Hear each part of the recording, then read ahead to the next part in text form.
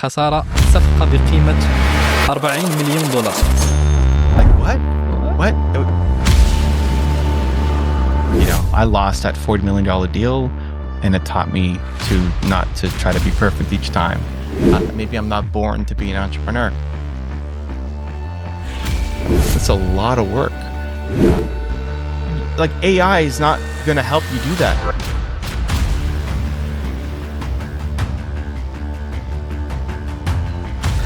مرحبا بكم مشاهدينا الكرام في حلقة جديدة من بودكاست سامليار. قصتنا اليوم عن شخص آمن بفكرته رغم الشك والخوف، فشل، تراجع، ثم نهض من جديد من غرفة صغيرة إلى تأثير عالمي. ضيفنا اليوم هو إيفان كارمايكل. أهلا بك سيد إيفان. Thank you. This is great. قبل أن نبدأ إيفان، بما أنك الآن تزور المغرب، كيف وجدت تجربة سفرك هنا في المغرب؟ It's been great. We started in Casablanca, then we went to Marrakesh, then Merzouga in the desert, then Fez, then Rabat, now Tangier, and then Gibraltar, and then Spain, and then back home. Nice. It's been,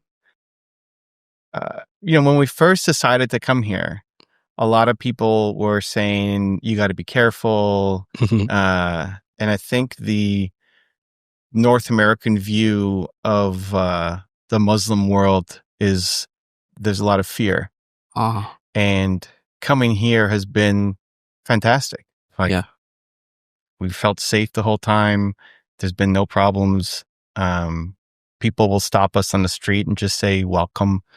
And so it's been an amazing trip so far. I'm glad we came. ما أكثر شيء جذبك في هذا البلد؟ I love how entrepreneurial everybody is. So especially going to the Medinas, everybody is an entrepreneur. They have their own business. But they're also very helpful. There's a sense of community that we don't really have as much, I think, in North America. People want to help. They ask if you need guidance. They try to explain, try to communicate. There's definitely an entrepreneurial culture where in North America it's still there, but most people still wake up and go to school and then go to university and get a job, where the desire to start a business might be there, but the action may not be there. Where so far here, we've met a lot of people who have their business and also pride. Like we've met a lot of entrepreneurs who have tremendous pride in their work. Right. Like they've spent years or decades perfecting their craft. In Fez, we went to go see this guy who took bronze and he used a hammer and made patterns into the bronze, and he made plates and cups and ornaments, and he's been doing it for decades, and he's so proud of the work, but also happy to share and explain. And in every place that we went to, I think back to Fez again, whether it's the leather or where they make the tanneries where they're doing the dyes. We went to see people who were doing the pottery and the clay, people who were doing the wool and making scarves. And they are proud of their work and happy to explain. Like they want to show you what goes into making. Yeah. So you're not just buying a scarf. They share how they make it. Yeah, right? It's like there's a lot of think back to the pottery place where they're making bowls and they're making the fountains, and the amount of work that goes into each fountain, each bowl, each cup is tremendous. And when you go, they take you on a tour and they explain what they're doing and the years of history of just instead of having just machines do it, they still do it by hand. It's a lot of work. And you might just see a final product of a scarf, but to know like what went into it is great. It's like there's a real pride of ownership in the work, which I really like. أحيانا النجاح يبدو واضحا من الخارج، لكن من الداخل نمر بلحظات صعبة. في إحدى المقابلات تحدثت عن خسارة صفقة بقيمة 40 مليون دولار. كيف واجهت ذلك؟ What did I do about that? I was very sad. How long ago was that? So that was when I was 21 or 22. We just keep going. We just kept going. We eventually got another deal. It wasn't the same amount, but a decent deal. And what it taught me was to not try to be perfect. So the short version of the story was we had a software company in biotech, and we had an opportunity to sell our business, and we spent too long putting our proposal together. And we spent the entire summer trying to get a deal ready before we went out and talked to people. And there was a company that we talked to and they really liked us, but they were also talking to our competitor and our biggest competitor. Our competitor got there first, and this company said, hey, we really like you. We like your software, but we've been talking to these guys already, so we're just going to buy them. And they bought them for $40 million. And if we weren't trying to be perfect, maybe we get that deal. It's like if I didn't spend the whole summer working on the plan before going and talk to them, maybe we get that deal. Maybe not, but 50% chance. 50% chance at 40 million it's a good deal. Yeah. And so it was just a reminder to not always be perfect. Even this is an example, right? Like you're based in Marrakesh. Yeah. You message me when I'm here and say, hey, I'd love to do a podcast. Yeah. And said, well, I'm not coming back to Marrakesh. Like we're already through. We're making our way up north. And he said, okay, no problem. How about Tangier? Like, okay, I'm coming to Tangier. Let's do it. And it's easy to think, well, I don't have my studio and I don't have my camera and so you miss the opportunity. But you said, okay, I'll find somebody in Tangier. We'll make it happen. Right. And you're here. But the, 22-year-old me would have been too afraid. And so it's okay, well, I'm not going to do it until it's perfect. So then I missed the opportunity, but you're here and said, okay, I'll figure out a way. Right. And so, a lot of times when opportunity comes, it's not going to be perfect. Yeah. And so you have to say yes and do it. And so, I lost that $40 million deal, and it taught me not to try to be perfect each time and just say yes and go. ما الدرس الأكبر الذي خرجت به؟ The thing that just before that deal, the thing that saved my company, because we were not making any money. I was making $300 a month. Like I was not making any money. And I quit on my business partner. I've just like, how long can you go without making any money before you just stop? And the next day I woke up and said, I can't quit. I'm going to regret this. When I'm old, I'm going to regret this if I quit now.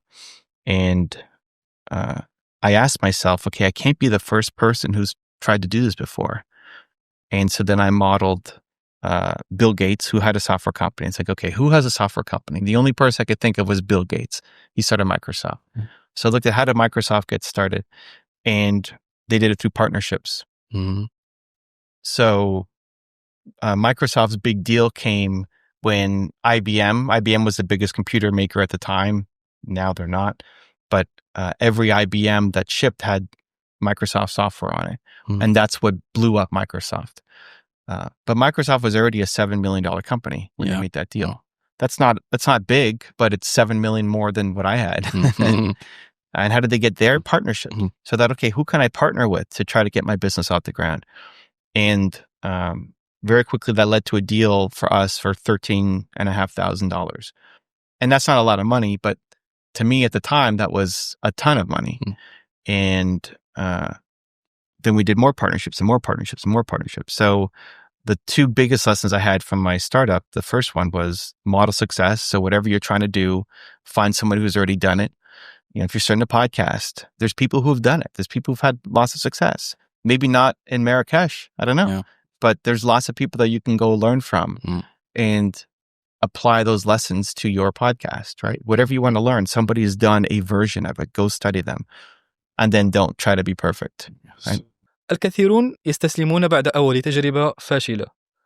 هل ترى أن الإيمان بالنفس مهارة يمكن تعلمها أم أنه شيء يولد معنا؟ For it to be an entrepreneur you're born with? No. I don't know. I don't think about it too much because I think a lot of people use that as a reason for not starting. And so if you want to be an entrepreneur, then try. Right? Like a lot of people say, oh, I'm not born this way, so I guess I can't have success. Well, just try. It's like, were you born to do a podcast? I don't know. Try. Try an episode. You know, the first thing, for me, the most important thing is when you first try it, you're not going to be good at it. And so I would say just expect to suck at the beginning. Expect your first thing to not be good.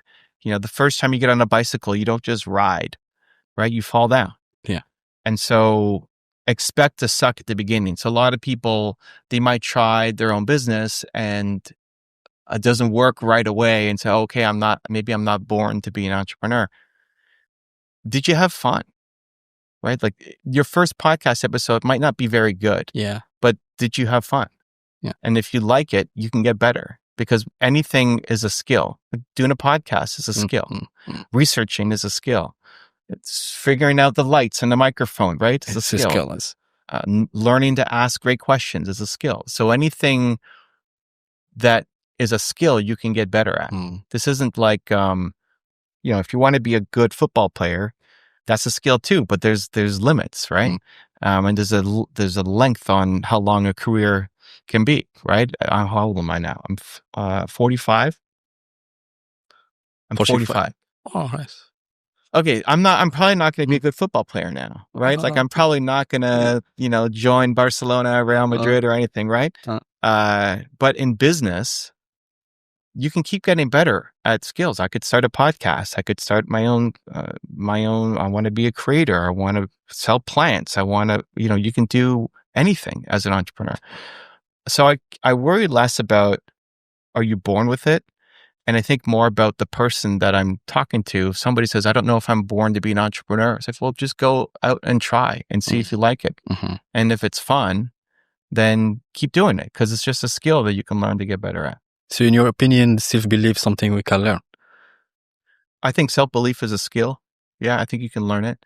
I think the more you are around successful people, the more you start to believe in yourself as well.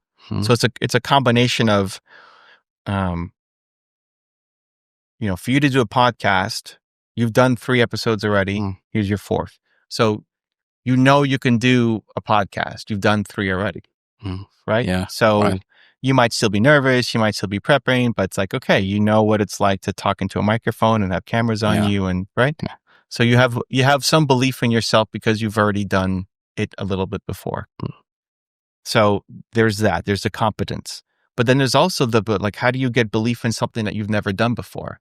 So it's borrowed belief, right? So the more that you are around people who are doing the thing that you want to do, the more you start to believe in yourself to do it. It's why I create the content that I do for my channel is people watch it and it makes them believe in themselves a little bit more to say, oh, if he can do it, people will watch you to say, oh, if Sammy could do it, if Sammy can write to this person and get them on their podcast, maybe I can too. I can do. Yeah. Right. And so you're demonstrating, you're showing that it's possible. And so somebody else might look at this episode and say, okay, it's possible. Right. I didn't go to, like, people don't go to school for podcasting, right? If somebody's watching this and they're 16 years old and they want to start a podcast, They're not going to school for podcasting. Their parents have no idea what podcasting is, right? Their parents probably know YouTube, but they're not, active users on it. I don't know how big podcasting in Morocco is yet. So their teachers and their friends and their parents and their community might think they're crazy, but they look at you and say, well, Sammy did it, so I can too, right? And it's like you're borrowing belief from somebody else. The fact that they see that it's possible for somebody else means that, maybe I can do it too. And so there's the belief that comes from you having past experience in something. Like you believe you can tie your shoe because you've done it before. It's easy. It's not even a thing that you think about anymore. But the belief in doing the next big thing, you can borrow from other people. And so the more that you are around other people, which can also just be online, videos, it doesn't have to be actual friends. Yeah. Then the more makes you believe that you can do big things too. من خلال تجربتك، هل ترى أن النجاح يعتمد أكثر على المهارات أم على طريقة التفكير والعقلية؟ Mindset. Because every skill can be learned. Mindset is harder to learn. You can. But skills are easier to pick up generally. Again, like if I wanted to be a professional football player, I could have the best mindset in the world, but my skills probably won't get me there right now at 45, right? But in entrepreneurship, I would say mindset is way more important. There's a lot of people who could be great podcasters, but they never went to the microphone, right? Like, who do you think is the best footballer of all time? I think no. It's All time. All time. You're going to go Zlatan? No. No. Who? At the moment. All time. Ronaldo? Yeah. He's, Cristiano Ronaldo? Yeah. Cristiano Ronaldo. So, I would say Ronaldo is not the greatest footballer of all time. And maybe Messi. But it's not Messi and it's not Pele and it's not, right? Oh. It's somebody who is working at McDonald's because they never picked up the football, because they never believed in themselves, because they never tried, right? Yeah. And so that's why the mindset is the most important thing, because everybody has what I call Michael Jordan level genius at something. Everybody has Ronaldo level genius at something. Yeah. But they're not doing it because they don't try, because they don't believe in themselves, because they don't have the mindset, because they don't make the attempt. And so they settle. And that's the problem I'm trying to unlock every day in people. Because the hardest part about this is the ask, right? Like the hardest part for getting this podcast was you following me and seeing that I'm here in Morocco and then asking, hey, can you come on the show? And believing that I might say yes. No. Right? That's the hardest part. Yeah. After the yes, okay, whatever. I need a studio. I need to do some research. I need to get some questions. Like all of that is a lot easier. Yeah. So any skill can be picked up a lot faster if you have the mindset. If you don't have the mindset, then you have all of this potential skill, but you never do anything about it because you don't believe in yourself. وإن كان الشخص لا يمتلك أيا منهما، من أين يبدأ؟ So they don't have the skills and they don't have neither the skills nor the mindset? They don't have a skill and they don't have the right mindset. Where should they begin? The best way to start is to explore what you're curious about. So like, what are you curious about? There are things that everybody loves to do. Like what is effortless? What is fun? Most people don't want to start a podcast. It's a lot of work. It's scary. You're on camera. People might laugh at you. Public speaking is the number one fear for people, at least in North America. I don't know about Africa, but the number one fear people have is public speaking. It's scary to do a podcast, to speak. Yeah. But if you're drawn to it, then you should try. Yeah. And so a lot of us have these things that we're drawn to, that are interesting, that are curious, but we're afraid of them. Where for most people, doing a podcast is work. It's like, that's too much work. I don't want to do that. That sounds like you couldn't pay me to go off and do that. Right. But for you, like, you like it. Yeah. It's fun. Yeah. For me too. Like, I'm here on vacation. What am I coming on a podcast for? Right. It's fun. Yeah, it's fun. But for other people, it's like, I don't want to go on a podcast. I want to go explore wherever. Yeah. Right. And so Jerry Seinfeld calls it Jerry Seinfeld? No. He's a comedian in America. Had this TV show called Seinfeld. Anyway, he calls it the torture you can endure. Maybe I see him in Instagram. I don't know if he's on Instagram. He might be. I guess he probably is. But he's in his 50s at this point, probably. He basically links it to, it's torture. Like, for most people, it's torture. But for you like it. Yeah. It's like podcasting for most people. Go pull somebody off the street and say, hey, come host a podcast. It's like, that's terrifying. I don't want to do that. But for you, it's like, I can't wait to do that. Oh. Right? And so it's like the most important thing is finding the thing that you love, right? That for other people is work, for other people is torture, for other people, they have no interest in, but for you, for some reason, you really love it. Yeah. And then immerse yourself in that world. So who do you follow for podcasts? I follow EB Talk. Okay. Anas Bouhash. He's a Emirati podcaster. Yeah, big podcaster. Okay. In the Middle East. Yeah. Okay, great. So if you go down on the street here and you ask people, who do you look up to? They're going to say Ronaldo. They're going to say whoever else, right?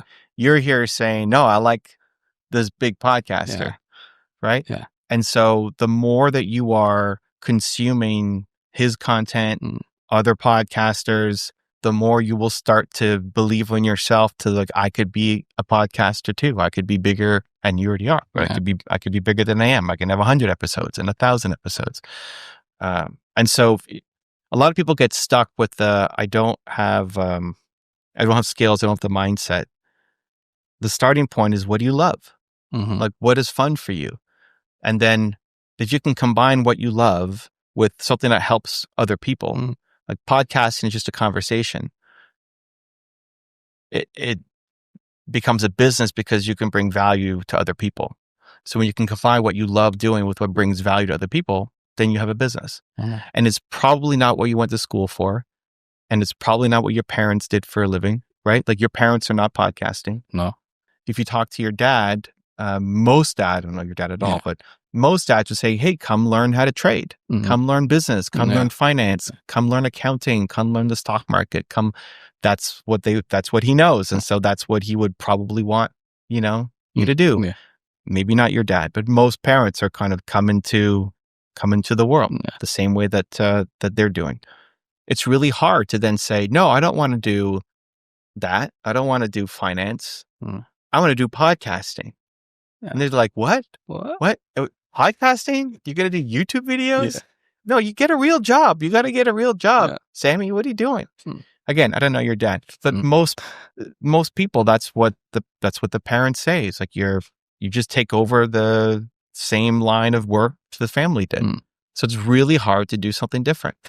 But the more that you immerse yourself in the environment, you study the industry you're around. Like, if you keep listening to podcasts, you'll start to believe that it's possible because the people around you, they might be actively telling you not to do it, or they might be just not understanding. Like, this is crazy.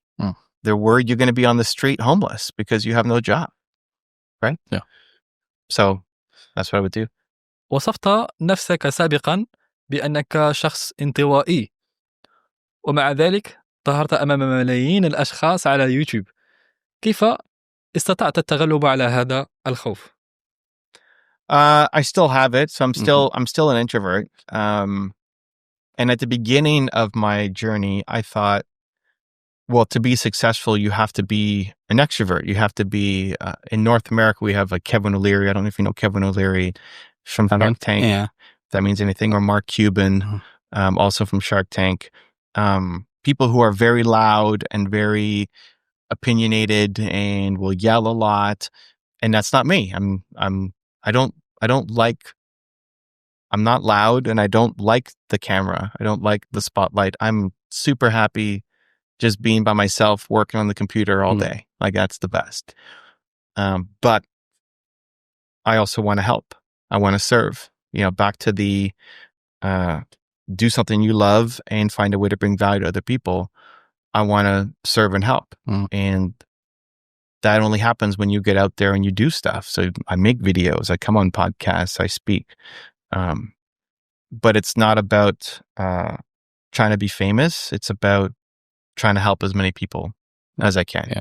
So the idea of doing this show is like, this is cool. I mean, get to help Sammy, a new friend. Haven't done a podcast in Africa before, so here we are. Maybe helps a new audience. And I have to switch the mindset to, I hope somebody learns from this. I hope I bring some value today that people will learn from it. That's the same thing with every video. Like, I hope it's valuable for somebody watching. That's why I do it. Because if you can connect what you do to helping people, you're much more likely to follow through. If it was just me, I don't care. Like, I would just be on the computer working away. بعد سنوات من العمل المستمر، ما الذي يدفعك للاستمرار؟ Feeling like what I do matters. Like, I think we all want to wake up and feel like we're going to do something today that matters. We all want to help. If you woke up every day and felt like whatever you did today is not going to matter, you're going to go to some job and it's not going to matter.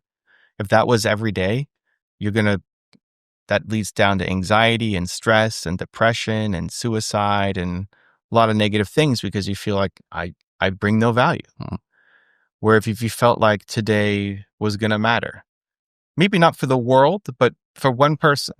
If today you showed up and for at least one person, it would make a difference, then you're going to feel a lot happier. You're going to have a lot more purpose. You're going to feel a lot more motivated. You're going to feel like you want to keep doing it. So for me, it's just every day I try to make it matter. So in coming to this show today, I hope it helps you. I hope it helps whoever watches. I hope it helps the camera guys behind the scenes here. Like, I just hope that it helps at least one person today. And sometimes the work that we do does go viral and hits millions of people. And sometimes it doesn't hit that many people at all. But, at the beginning, how did I keep going at the beginning? 50 people watched the video in the early days. I would tell myself, okay, for one person, one of those 50 people, that was a life-changing video. Like, I hope that for the 50 people who watch this, for one person, it meant something to them. And so, that's what I try to think of every time I do a podcast. I don't know how many people watch it. If 5 million people watch this episode or 50 people watch this episode, I hope that it's valuable for at least one person. Yeah. And they go off and do something in their life. And I've seen that enough. Like, I come here to Morocco. Every day I'm being messaged on Instagram, like you did. Yeah. I'd love to meet. I'd love to grab coffee. I'd love to take you around. Come on my show. You've helped me so much. We've never met before this. Yeah. Right? Yeah, whenever. And a lot of these people I've never met before this. Tomorrow, there's somebody local here who's going to take us around the town. And in almost every city, we've either met up with somebody or I got stopped on the street and said, hey, I love your stuff. They might have been watching for years, right? And so we tend to assume that the work we do may not be having an impact. But if you can flip it to just say, hey, maybe for one person, what I'm doing matters, especially in the content creation world. All these people that I've met here in Morocco, if you had asked me back home in Canada, like, hey, are you going to meet some fans in Morocco? I was like, I don't know, maybe. If I travel to the United States or else in Europe, we'll I'll get stopped and meet people. But in Morocco, I don't know how many people watch my stuff in Morocco. But the thing is, a lot of times, you look at you. Have you ever left a comment on anything I made? I don't think so. But so you've been, I don't know how long you've been following me. Yeah. Or if it's Instagram or YouTube or whatever. But a lot of times, like you haven't made a comment to say, this was a life-changing video, or thank you so much, you've changed my life. Yeah. And so, but we're still here, right? So I would never have known that you look at any of my stuff until you reach out and say something. And so we tend to assume that if there's 50 views or 100 views on a video, that it's not meaningful because nobody's leaving a comment or saying something valuable. But for one or two people, maybe that is life-changing, which is why I recommend, if you follow a smaller channel, smaller YouTuber or smaller Instagrammer, let them know. Like the work means something to you. For someone who's already bigger, I get too many comments a day. It's a great problem to have. But for somebody smaller, I remember at the beginning of my journey, my first video had 3 comments in 1 year. And the first comment was my mom. It's great. The second comment was my sister. And the third comment was some random guy who I didn't know. I was like, somebody left a comment. This is great. And so your comment, like if you leave a comment on somebody's video who's a smaller creator on the beginning of their journey, that one comment might be the difference between them continuing or stopping. لدي سؤال آخر. ما هو المحرك الداخلي الذي لا يزال يشعل شغفك؟ Yes, like helping, knowing that what I do matters, means something. I don't have that many skills. Like I can't play football. I can't cook. All the things that, the people in the Medina, all of I can't do any of that stuff. I can talk, which is good, I guess. So luckily, what skills I do have help people. And all I want to do is wake up and feel like I'm going to be useful to somebody today.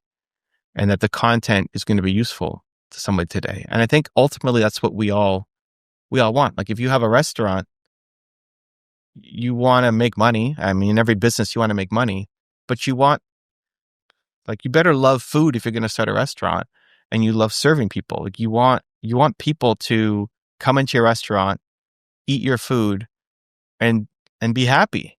Like have a great meal, right? And then you get paid for it. But money is the byproduct of giving people some value. So we all want to feel like if you were going to a restaurant and if you started a restaurant and you knew that you were just ripping people off, you knew that the food wasn't very good and it's like leftovers or it's on the street or something and you're feeding to people, you could make money in the short term, but you wouldn't feel good about yourself. Right? Yeah. Right. Yeah. You're here. We're in this new studio. You haven't been here before. We got a couple cameras on us. If they didn't press record on their camera, you hope they're good. You don't know. Yeah. But if they could be ripping you off, right? But they wouldn't feel good. Like it's just, they could make money, but they wouldn't feel good about them. They want to, why have this business here? It's like they're trying to, I don't know if they're going to do more podcasts as a part of their business and what they're doing, but it's like they want people to have a great experience. They're hoping too that, hey, if you have a great experience and this does well, maybe you share, their name to other people as well. Yeah. Right? Like they want to feel good that when they showed up today and they filmed this video, that they provided the best service that they could provide, that we're both walking away happy, that I go home and say, man, these guys in Tangier was awesome. Right? Yeah. So it's like, it's making money, yes. And you want to feel like what you're doing is going to help somebody today. And so this podcast doesn't happen without all of us, right? Yeah. Like you have to host it. I have to be a guest. These guys have to film it. Otherwise, it's just me and you sitting on the couch chatting with each other, which could be great. But like without them, then there's no episode, right? So it takes everybody to be able to work on it together. And what everybody wants is to feel like they made something today that's going to help somebody else. And for some people, it's on a much bigger scale. Like entrepreneurs, we want to serve the world. You know, you want to help lots of people. And for other people, it's just the family. It's just my wife, Nina, is out there. Yeah. She's the glue for our family. She wants to help the 30 closest people to her. But if every day you woke up and felt like, I'm going to help somebody today, you're going to be a lot more motivated to keep going versus you feel like it's useless or you're ripping somebody off. All right. إيفان، لو كان هناك من يستمع إلينا الآن يشعر بأنه ضائع وبلا أمل، ماذا تحب أن تقول له؟ Change the inputs. So like change what you're listening to. Swap out one negative thing that you're consuming with one positive thing. Subscribe to Sammy and listen to more episodes that are coming out, right? So it's like there's the lack of hope.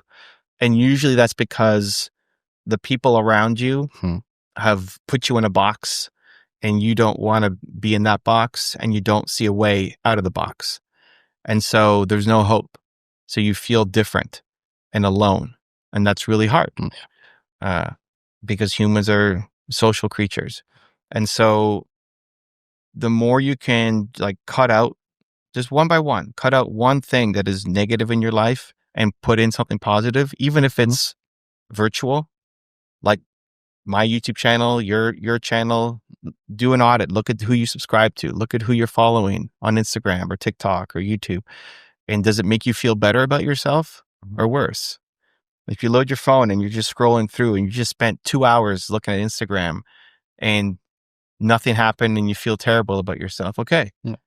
Unfollow those people that you were watching for the past 2 hours and follow people who make you feel better, give you some hope. Yeah. That's probably the easiest bet because you just need seeds. You need seeds of ideas, seeds of hope. Yeah.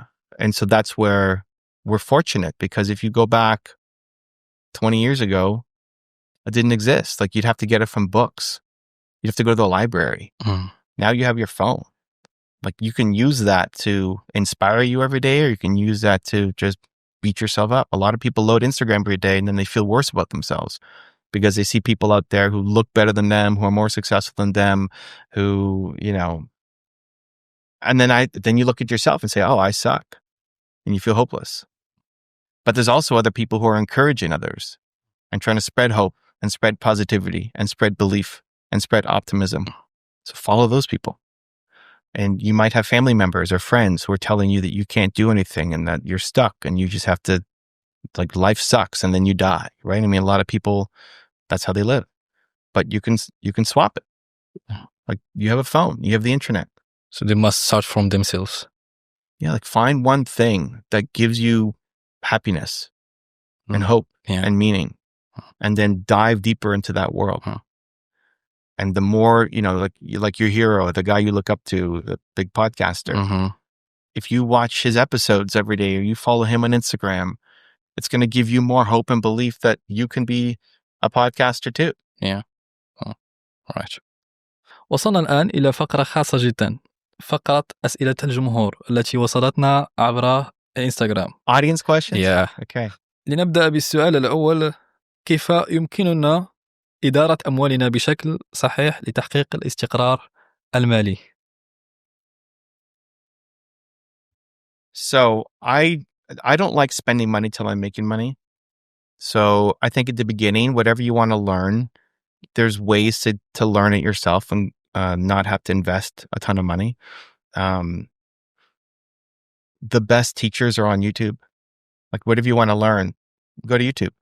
Go to ChatGPT. Like you can learn anything pretty quickly. Yeah. Right? How does this microphone work? I don't know, but I can go to YouTube or ChatGPT and take a picture and I can figure out how this microphone's going to work. So understand that the best investment you can make is your time in yourself to develop a skill that can then pay you. So I'm less concerned about, you know, somebody has $5,000 or $10,000 or whatever. I wouldn't be so worried about how to put that money somewhere. I'd be most focused on how do I turn myself into a money-making machine?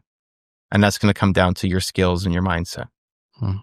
And so you don't have to invest money. You just have to invest your time to figure out the skills and fix your mindset so that you can become a money-making machine. Nice. السؤال الثاني يقول: ما هي المهن المستقبلية الواعدة التي ينبغي التركيز عليها؟ Jobs. Yeah. I'm an entrepreneur, so I'm not really focused on jobs. I don't know. I don't even know that, I think if you're going into a job because you think there's going to be a demand for it, I think you lose. All right. Like, I think you have to find the thing that you love and then figure out how to bring value. So, if you love making videos, are those cameras going to go away? Like, is videos going away? Is ChatGPT, and are they going to make all these videos and then there's no future for you as a filmmaker? If you only go into a business because you think there's money, you never win. Yeah. Like, if you're starting a podcast because you think you can make a lot of money as a podcaster, you're going to quit. Like, it's just too hard. You can make a lot of money in anything. Like, if you're great at something, you can make a lot of money doing it. But it takes so much work to get there that most people just quit along the way because you're going up against people who love it. You're never going to win if you don't love it. So if you want to start a podcast because you think you can make a lot of money, but you don't like talking to people, well, that's a problem. Yes. Like, you're going to force yourself to try to do something that you hate. Meanwhile, you're going up against people who love the thing. Like, you're always going to lose. So instead of worrying so much about what jobs are going to be the best jobs, because if you look at every year, they have the list of the top, 20, top 50 jobs to get into, top 20, 50 businesses to start. If you're just chasing those lists and you don't love the thing, you're just never going to win. And so better off is find a thing that you love and then figure out how to make it work in the market. So, if you love making videos and now OpenAI is destroying, video making, okay, how can you use your video making skills, your storytelling skills to bring more value? Right? How can you use those technologies? Can you use those tools to make better videos? There's always a way. But I think just looking at what is the most lucrative job, like trader. Okay. You can make a lot of money as a trader. In 5 years, you can still make money as a trader. Okay. So should you go be a trader? No. I don't want to be a trader. But that's the thing. That's the problem. Yeah. Because to be a trader and to do really well, you have to be good at it. Yeah. How do you get good at it? How many years has your dad put into being a trader? A lot of years. It's not like he just started last year. It's like, oh, I'm going to be a trader now, right? Yeah. He spent a lot of time. And so you're just never going to put in that time if you don't love it. And if you don't put in time to get good at it, then you'll never get enough skills to be among the best. And so even though it's a high paying job, traders can make a lot of money. If you don't love it, you're going to lose. And so there's no point in chasing the thing that is hot. Instead, it's chasing the thing that you love and figure out how to bring value to the market with it. Yeah. So as we know, AI day by day kill a lot of jobs. It's making a lot of jobs too. Yeah. And making a lot of jobs. Yeah. It's like AI is going to be a part of everything. So whatever you do, you should figure out how to use AI. It's like electricity. Electricity brought a lot of value to everything. If we didn't have electricity, well, we wouldn't be recording this, but how would you have lights? How would you have electricity becomes part of every job. The internet becomes part of every job. AI is becoming part of every job. Yeah. So it's great to start to learn how to use AI and bring it to your job. Like, still, it's the people with AI that are replacing other people. So whatever industry you're in, podcasting, you got to learn AI. Videography, you got to learn AI. This is also your chance to get ahead. Like, in some industries, it's very protected. The path up is difficult and hard. And history, like at the mosque in Casablanca, who's the head? Is Hassan is what? Hassan Tani. I don't know what that is. It's like, who's the person who's leading, who's at the front leading the prayer? Leading prayer is Qazabri. Qazabri. Okay. Yeah. Great. At that mosque, there are two. Yeah. One is for every day, and one is for the big events. So when the king is going to come, like on the last day of Ramadan, the king goes to that mosque, and there's the special guy who's leading because he's really good. Yeah. The number 2 guy is also really good. Yeah. Right? Like, if you want to go be the person who's leading the prayer at that mosque, like, AI is not going to help you do that very quickly. Yeah. There's a lot of skills, a lot of times, a lot of training. You have to go to other mosques first and you work your way up, right? Yeah. You can't just decide tomorrow, oh, I'm going to go and be like the main guy at the mosque. Or you want to go play for Barcelona. Okay, that's a lot of work. You can't just decide that tomorrow you're going to be on the starting roster for Barcelona. Yeah, you can't. It's going to take time. Great. So a lot of these industries are still, there's a long journey ahead. But for other industries, for a lot of the business world, AI can be your path to get ahead much faster. And so you could look at somebody who has 20 years experience and in 3 months close the gap using AI.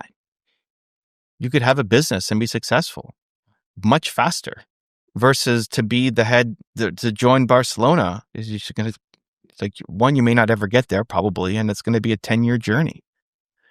And so anytime there is a new change in technology, most people freak out. Most people get upset. Most people get scared. Most people complain they don't like it.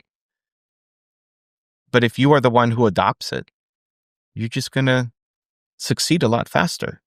In the social media world, anytime there's an update to the algorithm, oh, the algorithm has changed, most people get upset. Most people who are ahead of you would be complaining. Cool. That's your chance to get ahead because they're not going to understand the new algorithm and you're going to spend all your time trying to figure it out. Yeah. It's the same thing with AI. Like, the people who are ahead of you, your favorite podcaster, as an example, I know nothing about him, but if he doesn't like AI and never uses AI, okay, now this is your chance to get ahead. Yeah. Because AI is not going to become less relevant. It's only going to become more relevant and more valuable. Right. And so anytime there's a new technology, the people who are ahead are often the ones that are complaining the most because how they got there is now not as valuable and they don't want to adapt and change and learn. So that's an amazing opportunity. If you're young and you're hungry, pick up the latest technology and that's your chance to win. Yeah. There is a, for more historic cultures, there was a value placed on wisdom and elders and age and experience. And young people were looked down on. When I started my business, right, I was 19 when I had my software company and I started. It was hard for me to get meetings because they thought somebody at 19, you don't know enough. You can't bring value. You're not going to be helpful. I'm not going to meet with you. But now if you're 19, it's like, yeah, you must know all of this stuff. You know, if you're 22, like, you know this technology better than me. So I'm going to hire you. Young people have never been more empowered compared to before, where you have to wait 20 years before you can have success. Yeah. So the fact that AI is here and whatever other technology is coming out, that is your ticket to have rapid success, where most people who are at the top are complaining and upset about it. Yeah. Right. Yeah. Like here, you have, is it Kareem? Kareem Kareem InDriver. Yeah. InDriver, we have Kareem InDriver. Another one. Yes, here. Yeah. So I mean, we have Uber. I mean, Uber was here and then left, right? Yeah. Yeah, Uber was in Morocco for like a little bit and then got kicked out. Yeah, they quit because still not legal in Morocco. Yeah, but it will it's gonna be. It will be. Yeah, right. it will be. So like we're at Kareem, and we don't know. Like I didn't know. Where's Uber? Uber's not here. Oh, what's the Uber here? It's Kareem. There's a lot of fighting. Yeah. Right. So we're at the Marriott in Casablanca, and the Kareem driver won't come to the hotel. Like, why wouldn't he come to the hotel? Because there's taxis outside who are like going to fight him, right? Or not like fist fight, but like be angry at him. Like, so we have to walk down the street to go. And then when we get there, a taxi driver goes up to him and say, "Hey," I mean, they're speaking Arabic. I don't know what's happening. And then the guy in the Kareem is like, no, I don't know these people. Like, what do you mean you don't know? This is your license plate. What's happening right now? This is my first Kareem experience. But it's more of a fight here than it was in America. But it's coming. Like, that's going to happen. Airbnb is here. Yeah. Kareem is here. Whether it's Kareem or Uber or whatever, like that's going to happen. Yeah. If you are in the taxi business or the hotel business, like you need to bring more value because that is inevitable. Like it's taking a little bit longer here, but it's still going to come. Yeah. It's going to happen. Yeah. And so people who are in established industries want to fight technology, but it's only going to be easier and it's only going to happen more. And so instead of fighting it, you can fight for so long, but they're not going to win. Like the taxi guys are not going to win here. Yeah. It might take an extra 5 years, 10 years, but the technology is always going to win. So lean into the technology. Yeah. Right. السؤال الأخير: كيف نوازن بين الحياة العاطفية ومتطلبات العمل؟ So a version of that I get asked a lot of is, what's work-life balance? And then I say, well, what's work? Is this work? No. Well, it's not work for me. Yeah, it's fun. I'm here on vacation. Yeah. Right? It's not work. But so then what's the responsibilities of the business? Right? It's like, how do you balance your family time with responsibilities of the business? Right? What's work-life balance? I don't know. It's just all life. There is what I do for work is part of life. So I don't know. Like he's here. Is it work? I don't know. I guess it's work, but hopefully it's kind of fun. I don't know. Yeah. So I don't know how to answer that question because it's all just life for me. Work is a big part of my life. I like it. Without work, I don't want to be doing podcasting all day long. I don't want to be with my family all day long. I don't want to sit on the beach all day long. I don't want to do anything all day long. It's figuring out what the balance is for you. And that might evolve and change. You know, you at 22, maybe things are easier now to go for a day to Tangier and do a podcast and go back home. You know, if you were 32 and have a wife and your kid is really sick, maybe you don't come up and do the trip. Yeah, right? Okay. Is that wrong? Is that right? There's no like, who's going to judge you? It's your own sense of right and wrong. But I don't lump it into work. This is work, and then this is my life. It's just all life. I guess if you have a job that you hate, then that's clearly like you're going here to get paid to do this thing and you don't like it. Okay. So then you're trying to buy time for your life, but then it's how do you get out of that job into a different job or into your own business that you actually like it. Nice. Yeah. I think most people are doing too many things that they don't like.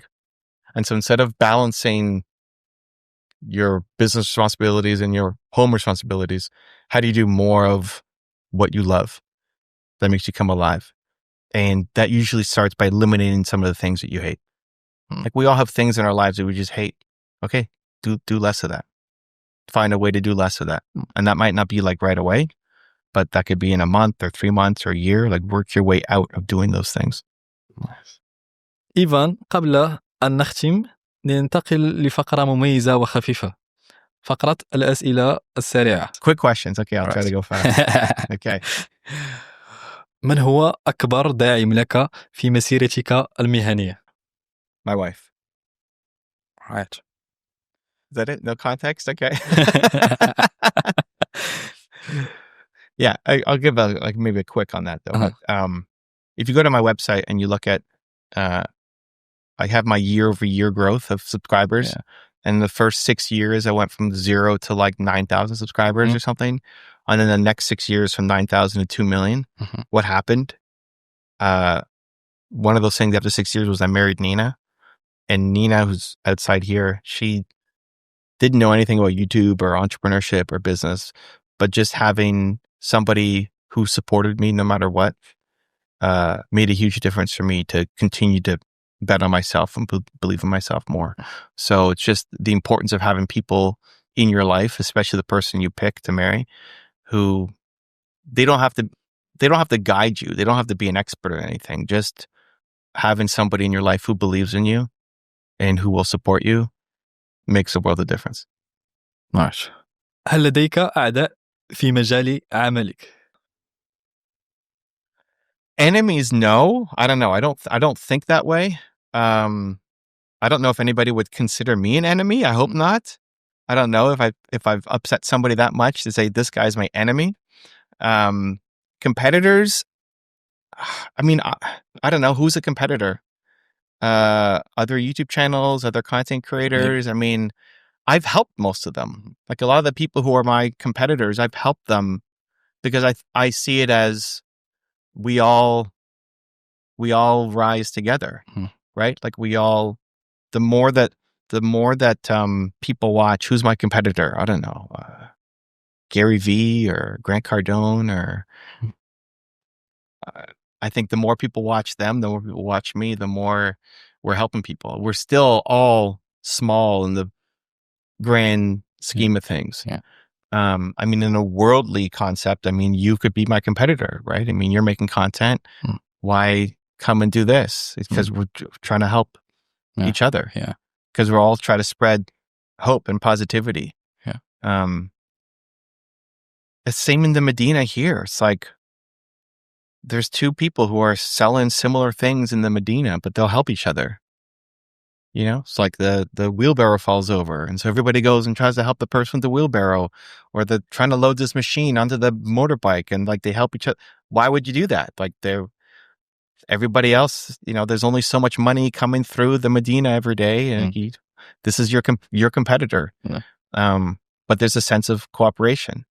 So enemies, no, and even competition, I don't see it that way. I see it more as cooperating with people because we're on similar missions. Alright. إذا كان عليك اختيار كلمة واحدة لوصف الحياة، فما هي هذه الكلمة؟ One word to describe life?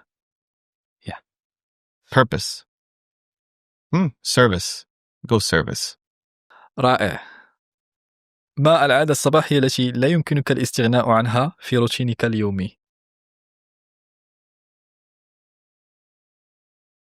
Nothing. There's no habit. No, because you went right to, like, if you said, because I can't live without, I can live without anything. I mean, breathing, you know, there's nothing that I do that I couldn't live without, but there's a lot of things that are very important to my daily life. لو لم تكن رائد أعمال ومؤثرا، فما المهنة أو الشغف الذي تتخيل نفسك فيه؟ Oh man, you're killing me. If I weren't a business owner, I would probably want to work for somebody who's inspiring and on a mission. You know, like if I didn't have my own mission, I wasn't my own boss, I would want to work for somebody who is doing something important in the world. I think most people are unhappy because they have a boss that doesn't support them and they can't see connection to the work that they're doing. So, like if I'm here and I'm doing videography, I would hope that I could see the connection between the work that we're doing, filming, and it having an impact on the world. So this is a great example. Like most people, I don't know what these guys do besides this, but most people who start a video business, they do weddings and they do real estate tours and they do very basic videos, corporate videos, and they start to hate it. Another wedding, another real estate tour, and they don't like it because it's not having a big enough impact. So if I had that skill or I wanted to learn that skill, I want to go work for a company who's doing bigger things. I want to work on your team and join your podcasting tour and meet people.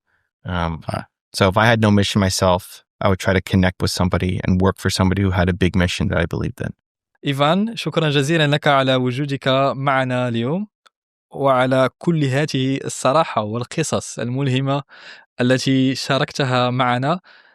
كان صراحة حوارا استثنائيا. شكرا. That's it? Yeah, all right. It was a good Cool, it was man. a good podcast. I love it. Good and Awesome. special podcast. شكرا لكم أعزائي المشاهدين. تذكروا، لا أحد يبدأ من القمة، لكن كل من آمن بنفسه وصل. إذا ألهمتكم هذه الحلقة لا تنسوا مشاركتها وشاركونا آراءكم واقتراحاتكم. إلى اللقاء.